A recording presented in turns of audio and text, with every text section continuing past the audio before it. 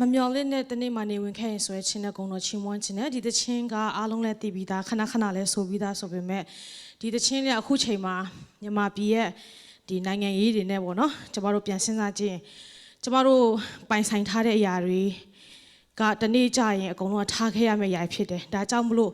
ကိုသိရင်ဘယ်သွားမလဲဆိုတဲ့အရာကအခုချိန်မှာအရေးကြီးဆုံးဖြစ်တယ်ဆိုတာကိုလက်တွေ့သိတဲ့အခါမှာပို့ပြီးတော့မှနားလည်ရတယ်ပေါ့နော်ကျမနည်းနည်းပြင်မဲ့ပြေးလာရတာဆို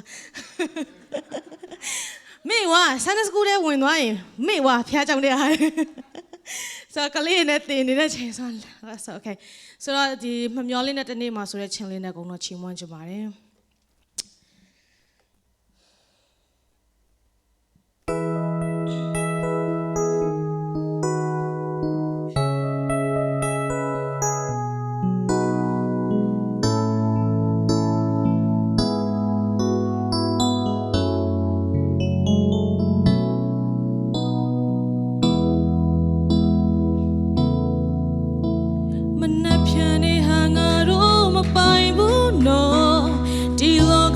မတည်မြဲဘူးလေယုံကန်ရင်နဲ့ဝမ်းတထွားတွန်းမမျောလင်းတဲ့တနေ့မှနေဝင်ခဲ့ရင်စီစိမ်ချမ်းသာကြွယ်ဝနေဖို့တဲ့သင်ဝင်ငယ်ရေကပုံရေးကြည့်တယ်